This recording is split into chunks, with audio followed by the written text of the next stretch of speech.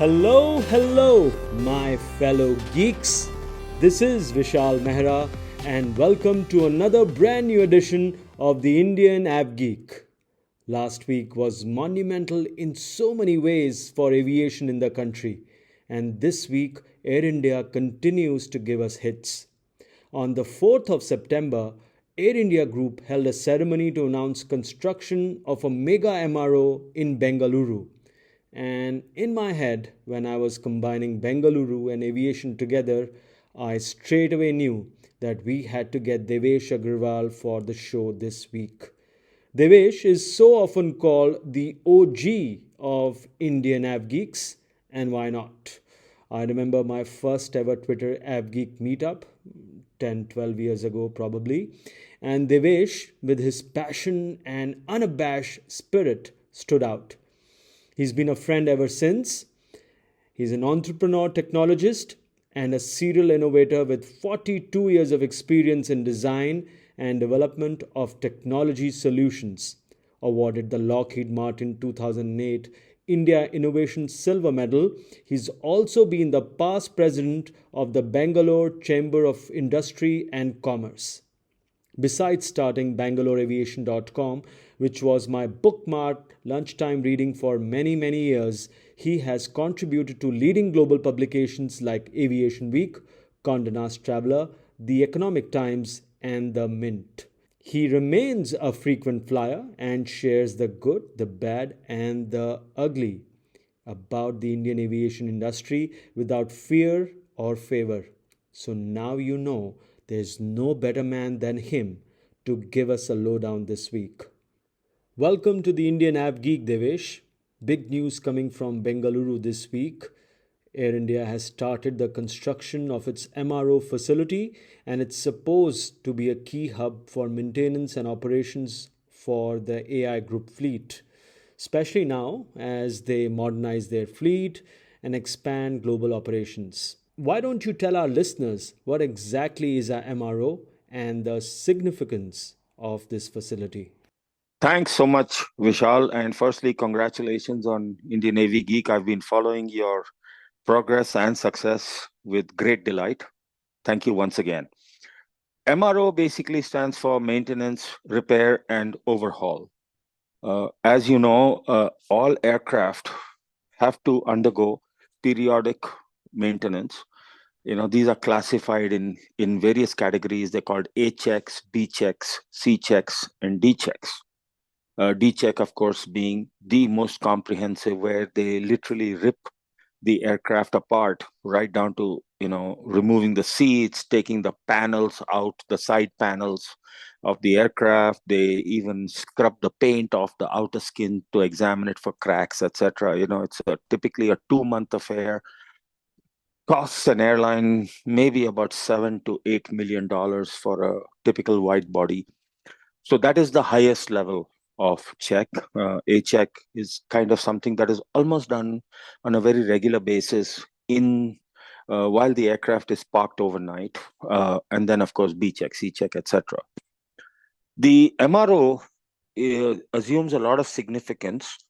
Tatas are going to build a massive facility. It is going to have 12 narrow body hangar bays, which is equal to 6 wide body hangar bays. And these are not, just like a regular stand, because as you know, where in case of maintenance operations, you have equipment moving around the aircraft. So the typical size of the bay is larger than a typical parking stand that you see at an airport that an aircraft occupies. Up till now, virtually every airline, even Air India, when it was in the government hands, would send the aircraft out of the country. Most notably, Colombo was one destination, Singapore was one destination, Kuala Lumpur, and then, if I recall, Turkey was another destination. These are facilities that have to be inspected by the aircraft manufacturers and the engine manufacturers and certified. Their processes are audited and then certified that they are performed, these maintenance operations are performed as per the defined checklists and processes that are defined by either the airframe manufacturer or various subsystem manufacturers of the undercarriage, the avionics, the engines, etc., etc. Uh, it is significant in another way because it kind of indicates the commitment of the Tatas and, of course, their partner, Singapore Airlines. And in fact, this center is in partnership with SIA Engineering Company, which is in short form called SIAC, SIAEC. And SIAC is a very reputed company in the world of aircraft maintenance. It's a very well recognized company by virtually, I think, many airlines send their aircraft to Singapore to SIAC for their maintenance operations. So this is, of course, going to be initially captive for Air India. So it will result in, building on the Prime Minister's a vision of Make in India, empowering India, bringing more and more, uh, how would I use the word, business operations and technical operations into the country and not having it go out of the country. So it builds up the engineering capabilities, it builds up the reputation of India and Bangalore in specific as a aircraft or aerospace city. But you were So, at the event. You yeah. were in the thick of things. You had a word with, were you able to get a word with Campbell Wilson or anybody else at Air India? Yes. Yes, there was a roundtable organized, and I had a chance to interact not just with Mr. Campbell Wilson, but Mr. Dash, who's the CTO of Air India. And I'm sorry, immediately I forget his name, but the CEO of CI Engineering Company, SIAC. So they had all come for, and of course, Mr. Balaji was also there, who's the group head, I think, of legal and compliance for Air India.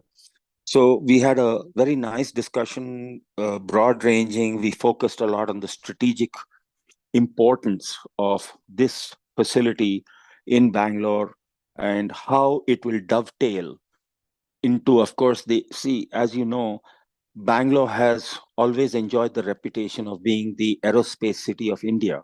Even prior to independence, the Walchand Group set up what is today Hindustan Aeronautics Limited, and you have all the various DRDO facilities, whether it is ADA, which is the Aeronautical Development Establishment, you have ADE, you have the GTRE, the Gas Turbine Research Establishment, and so many other organizations. As you know, the Tejas light combat aircraft was developed right here in Bangalore. So Bangalore has historically had the reputation of being the aerospace city. Boeing has its engineering center here. Airbus has its engineering center here. Virtually, of course, Honeywell has its engineering centers here for a very long time. And all the various subsystem manufacturers, people who manufacture undercarriages, so many things. In fact, doors of Airbus are made in Bangalore. Airbus aircraft are made in Bangalore. A lot of the helicopter cockpits and all are made here. So Bangalore has always had great skills in the aerospace sector. And this MRO is only going to build on it. And of course, as you see demand for aviation maintenance and aircraft engineers, the ground engineering, you are going to see that feeding in. And don't be surprised if the Tata start tying in with local engineering colleges to bring in more and more aerospace related curriculum into their syllabus to ensure that they have a talent pool available. And I only see this adding to the overall, luster of Bangalore as India's aerospace city. What about the announcement for building a hangar at Delhi also? I think that's what Air India is planning. Yes, Besides the MRO at Bengaluru, correct. I think they're planning to build a hangar for wide bodies in Delhi, right? Yes. So, as you know, Vishal, the there are two types of maintenance that are done on an aircraft. One is what is called line maintenance, and one is what is called base maintenance. Now, most line maintenance can be carried out on the apron itself when the aircraft is parked overnight. However, there are certain things like, let's suppose I need to swap out an engine. Now, technically, that is line maintenance, but it requires hangar facilities and all, which typically fall into the realm of base maintenance. So, Delhi did not have any facilities, Air India did not have any facilities in Delhi. And given the fact that Delhi is their primary hub, they are setting up one hangar out there to perform primarily line maintenance and a little bit of base maintenance. They already have one hangar in Mumbai airport where they currently perform this kind of line and base maintenance. So today, for instance, if there is an engine issue with any aircraft and the engine needs to be swapped out, Air India is literally forced to fly that aircraft to Bombay, take it into the hangar at Bombay, swap out the engine, and then fly it back to Delhi.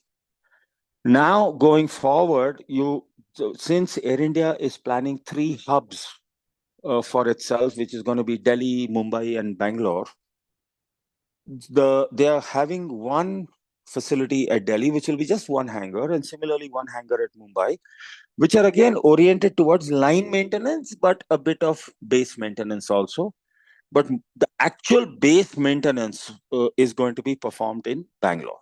I think until now, Air India relied pretty much on AIESL, its former Yes. subsidiary for aircraft maintenance. But now, of course, they seem to be developing their in-house facilities, as you mentioned. Uh, Yeah. there was talk of, whether Air India will finally absorb AIESL or not.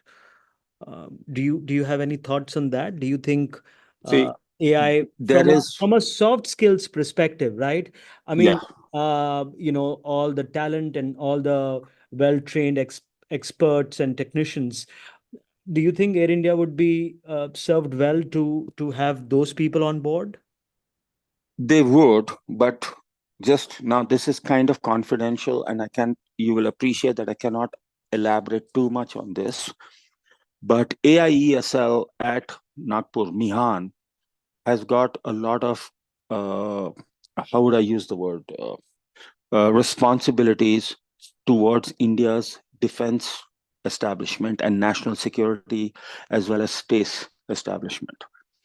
I can't elaborate too much on it, but for instance, Air India One, the Prime Minister's aircraft, rather the President, the VVVIP aircraft, which basically caters to the President and the Prime Minister, the 777s.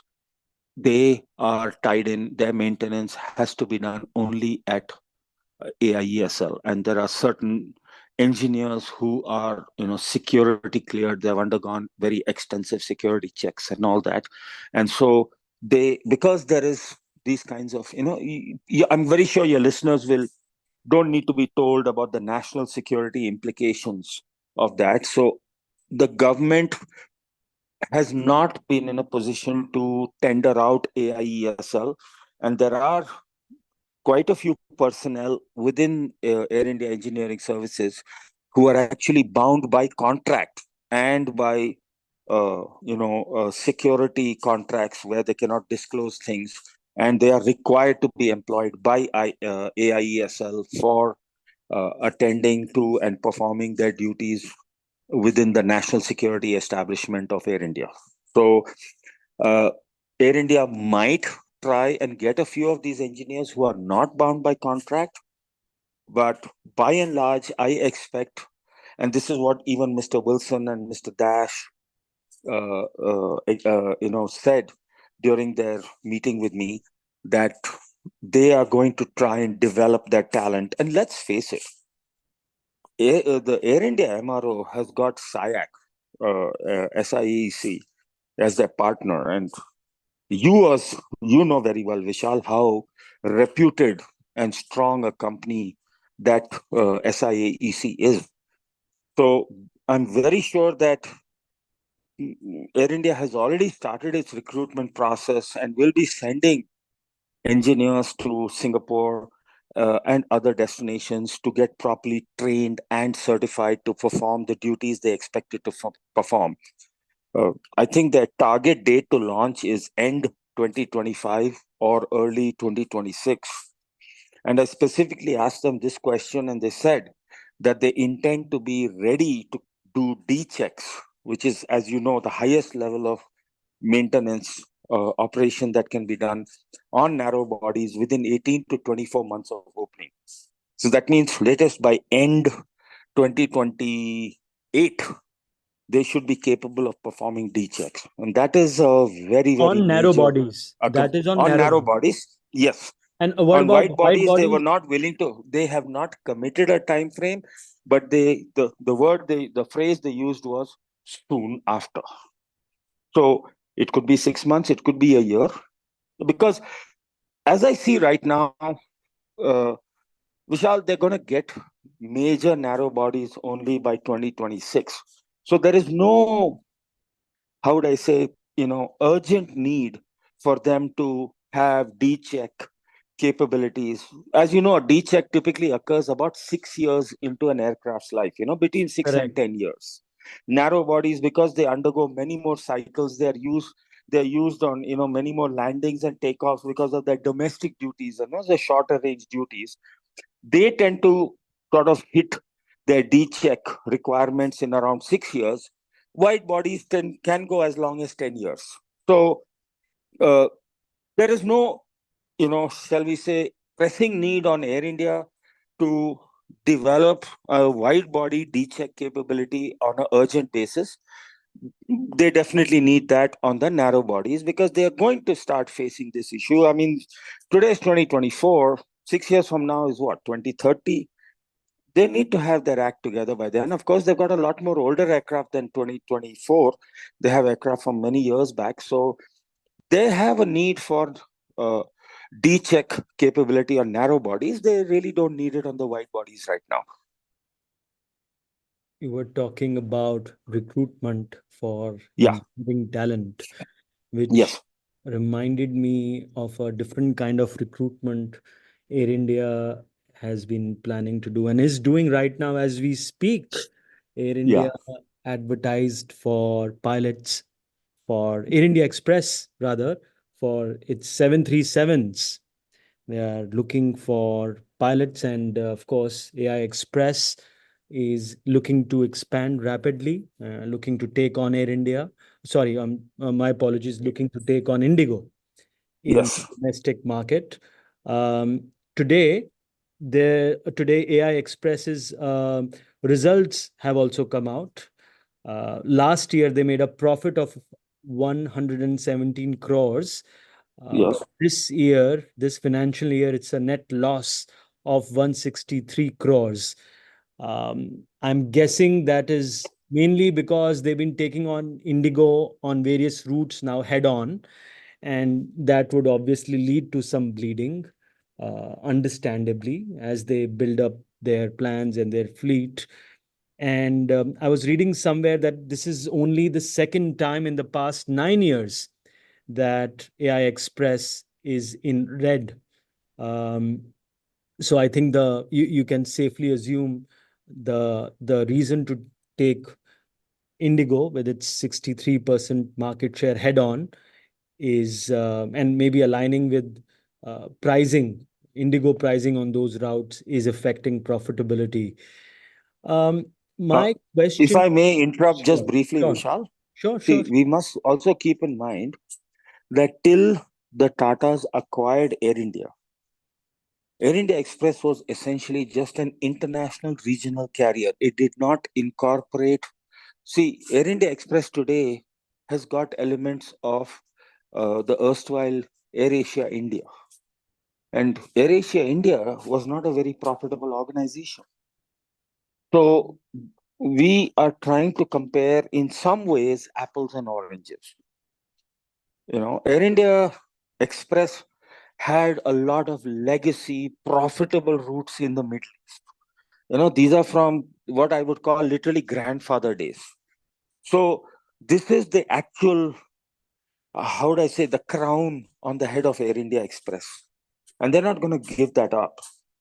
Whereas the domestic flights, as you rightly pointed out, they are building up. And this is the reason they're also hiring pilots. And I'm very sure your listeners don't need to be told about the financial troubles that another airline, which is kind of also colored red and white. Uh, Which also flies so 737s, and the which pilots also flies 737s and probably therefore are have looking for another 737 airline. Hmm. exactly, Hmm. exactly. See, Hmm. so it's a bit of opportune marketing. A bit pilots are always a valuable resource. Yeah, nothing else. Hire them, pay them, rakho. Sooner or later, you're gonna get aircraft. I mean, Boeing is undergoing its own set of problems with the Max and the Alaska Airlines door plug incident, which literally, for lack of a and I'm very sorry, pardon the pun, it kind of literally blew the lid off the whole sordid situation going on at Boeing. And having mentioned the situation at Boeing, I would point your listeners to go to Seattle Times and read an article by Dominic Gates where he describes step by step how the Alaska Airlines door plug incident happened. He somehow got access to the internal messaging systems of Boeing and has got some phenomenal treasure trove of information. And if I would urge your listeners to go to the Seattle Times website, read that story, take some time. It is a long story. It'll take some time to digest, but read it. It's a fantastic piece of journalism. It's a terrific story indeed. I can definitely second that, and I read that after your recommendation earlier this week. But I want to stay on Air India Express for a little bit more, and I'm tempted Yeah, to ask you this question. yeah. Do you see Air India Express becoming to Air India what Fly Dubai is to Emirates, which is Time, kind of, but please understand, in a way, I would draw parallels between Emirates and Singapore Airlines and Fly Dubai and the erstwhile Silk Air. So these two airlines, Singapore Airlines and Emirates, had a policy of saying we are essentially an only wide body airline. And so they moved their narrow bodies to a subsidiary. In the case of Emirates, it's Fly Dubai. In the case of Singapore Airlines, it used to be Silk Air, which of course now has been subsumed into Singapore Airlines. So you see Singapore Airlines operating the 737 Maxes, which were originally of Silk Air, but now are flying under the Singapore Airlines banner and in the Singapore Airlines livery. Whereas Fly Dubai still is a separate sort of airline, for lack of a better word. So I cannot quite draw the parallels because if you see, Fly Dubai is still positioned itself as a full service carrier. It has a business class, a proper, you know, uh, two plus two into, I think, two or three rows of business class seats. It has, tie-ins with Skywards, which is the Emirates frequent flyer program and all that. Air India Express wants to be, and it should, in my opinion, continue to be a low fare carrier. In fact, to the extent I believe there, I feel that housing the senior staff of Air India Express in a very luxurious headquarters in Gurgaon is not the correct step because low cost begins from the top down, from the head down. The philosophy has to begin from the brain and flow all the way down the body, in a biological sense as well as in an organizational sense. So, Air India Express has to be and will be strengthened to take on Indigo. Uh, it is definitely their strategy, and it is the correct strategy. The only thing that is holding up their strategy at this stage is the fact that Boeing cannot deliver aircraft fast enough to either them or to Akasa. for our last topic of this week. Yeah. I will stick to Air India Express, Okay. and we see another Singapore Airlines hand joining Air India Express. Announcement out today that Hamish Maxwell will be the COO of the new entity. Air India Express is aiming to complete the merger of AIX Connect by October, Yeah. and Maxwell will replace Pushpinder Singh. Uh, Right. and Pushpinder Singh will go back to the parent company Air India, but Maxwell, ex Singapore Airlines, no surprise, will become the COO of this merged entity. Do Yes. you have any thoughts on that, Devesh? Uh, there are two things. Honest to God, I don't know Mr. Maxwell well enough. I don't know his skill matrix, but going on his past background, he has actually come from a full service background. He was primarily in Singapore Airlines, though he did spend a few months at Scoot. He has spent all this time at Vistara. And as you know, the Vistara mindset is so different than that of Air India Express. Now, Captain Pushpinder Singh is essentially a 777 pilot. Yes, he has guided Air India Express to a lot of profitability. He has done a good job there. I also think he is now reached the age of retirement, so it is altogether possible that he will be brought back into the flight operations side of things, maybe as a training captain, and then over a period of time be allowed to retire gracefully. Hamish Maxwell is definitely going to face a challenge. You and I know, Vishal, this particular airline we were talking about, despite all its financial troubles, has the highest load factors amongst all domestic airlines. It only goes to show that the Indian consumer, even today, is willing to sacrifice comfort, convenience, reliability of operations at the altar of low price. And that is going to be the biggest challenge, I think, for Mr. Maxwell to one is bring the AirAsia India culture and the erstwhile Air India Express culture into one cohesive and formidable force that is capable of taking on Indigo, especially on the execution front. Passengers, despite many passengers will complain about Indigo, but nobody can deny that they execute fabulously. They have understood the Indian psyche, and they have, in fact, in many ways bent the Indian psyche to suit their business operation. Passengers today are willing to accept so many things that they were just not willing to accept a decade ago, purely because of Indigo. So a similar challenge will continue to face, or that is the challenge I think Maxwell is going to have to make Air India Express a cohesive and a formidable competitor to Indigo. Otherwise, Indigo will just eat them up alive. We'll see. We'll see with time. But for now, Devesh, thank you so much for your time. And you've been wonderful as always. It's always an enlightening chat with you. Thank you for taking out the time. Thank you so much, Vishal. You fabulous opportunity, and again, I wish Indian AV Geek podcast lot more success. Fantastic chatting with Devesh. And I hope you enjoyed this as much as I did. As a post show note, the CEO of Sia Engineering Company, Devesh was trying to reference, was Mr. Chin Yor Singh. Thanks to Devesh and to you, dear listener. We are now available on YouTube as well, besides Spotify, Apple Podcasts, Amazon, and all other major podcast apps. Do take out 30 seconds, rate us, and leave us a feedback. It helps. And with that, I wish you well and happy flying, my friends.